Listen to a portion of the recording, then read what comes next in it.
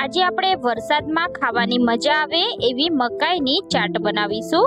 આ મસાલા મકાઈની ચાટ એટલી સરસ બને છે અને એટલી ટેસ્ટી લાગે છે કે એકવાર તમે બનાવશો તો વારે વારે આ જ રીતે બનાવશો। કંઈક નવી જ રીતે આપણે ટ્રાય કરીશું। તો ચાલો જોઈ લઈએ। તો અહીંયા આપણે મકાઈની ચાટ બનાવવા માટે મેં અહીંયા મકાઈ લીધી છે 1 નંગ જેટલી। તો આપણે મકાઈને ફ્રેશ લેવાની અને એને આ રીતે એની છાલ ઉતારી અને અંદર દાણા એકદમ સરસ એવા ફ્રેશ હોય એવી જ મકાઈની પસંદગી કરવાની। તો આપણે મકાઈને બાફવાની છે તો આપણે કુકરમાં જ ડાયરેક્ટ બાફીશું।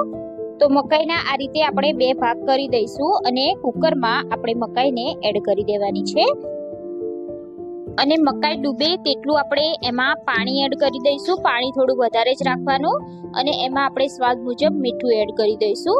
આપણે કુકરનું ઢાંકણ બંધ કરી આપણે તેને 7 થી 8 વિસલ વગાડી લેવાની છે।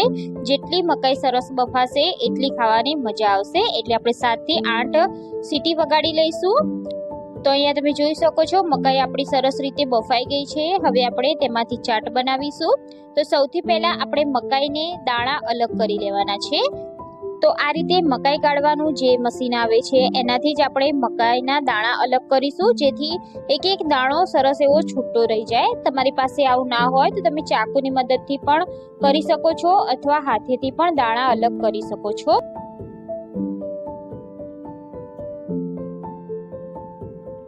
તો અહીંયા આપણે મકાઈના બધા દાણા અલગ કરી દીધા છે। હવે આપણે ચાટ બનાવવાનું શરૂ કરીશું। તો એના માટે આપણે એક બાઉલમાં આપણે ચાટ બનાવવાની હોય એમાં જ મકાઈના દાણા એડ કરી દઈશું। તો જો તમારે વધારે ક્વોન્ટિટીમાં બનાવવી હોય તો તમે તે પ્રમાણે એડજસ્ટ કરી શકો છો। હવે આપણે આમાં વેજીટેબલ એડ કરવાના છે। તો વેજીટેબલમાં મેં અહીંયા ડુંગળી, ટામેટા અને કોથમીર લીધી છે। જો તમારી પાસે ચોપ કરેલું ગાજર હોય, કેપ્સિકમ હોય કે પછી તમારા બાળકો જે પણ ખાતા હોય એ તમે આમાં એડ કરી શકો છો। તો અહીંયા આપણે વેજીટેબલ એડ કર્યું છે। હવે આપણે એમાં થોડા મસાલા કરવાના છે। તો અહીંયા આપણે અડધી ચમચી મરચું એડ કરીશું, 1 ચમચી ચાટ મસાલો એડ કરીશું, 1 ચમચી જેટલું આપણે મેલ્ટેડ બટર એડ કરવાનું। જો બટર મેલ્ટેડ ના હોય તો તમે એને થોડું ગરમ કરી અને પછી પણ એડ કરી શકો છો। અહીંયા આપણે 1 ચમચી શેઝવાન ચટણી એડ કરીશું, જેથી આપણી મકાઈ એકદમ સરસ એવી લારી પર મળે તેવી બનશે। 1 ચમચી આમચૂર પાવડર એડ કરીશું અને હવે આપણે બધું સરસ રીતે મિક્સ કરી લેવાનું છે। આમાં આપણે મરચું પાવડર ઓછો એડ કર્યો છે કેમ કે આપણે શેઝવાન ચટણી એડ કરી છે।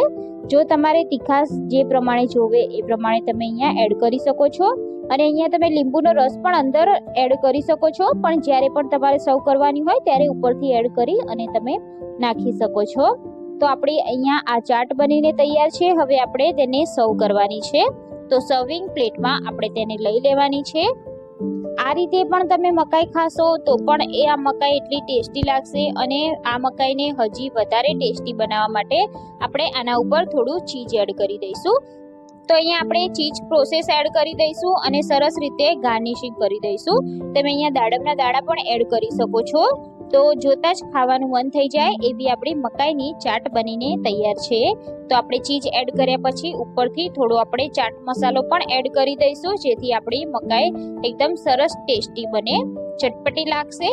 તો આ મકાઈની ચાટ તમે ઘરે ના બનાવી હોય તો એકવાર મારી રેસીપીથી જરૂરથી ટ્રાય કરજો। એટલી ટેસ્ટી લાગશે કે બાળકોથી લઈ મોટા બધાને બહુ જ ભાવશે।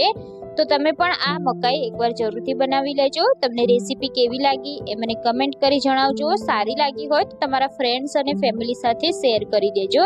ચેનલ પર નવા હોય તો ચેનલને સબસ્ક્રાઇબ કરી દેજો। બાજુમાં આપેલા બેલ આઇકોન પર ક્લિક કરી લેજો, જેથી નવી નવી રેસીપીના નોટિફિકેશન ફ્રેન્ડ્સ તમને મળી જાય।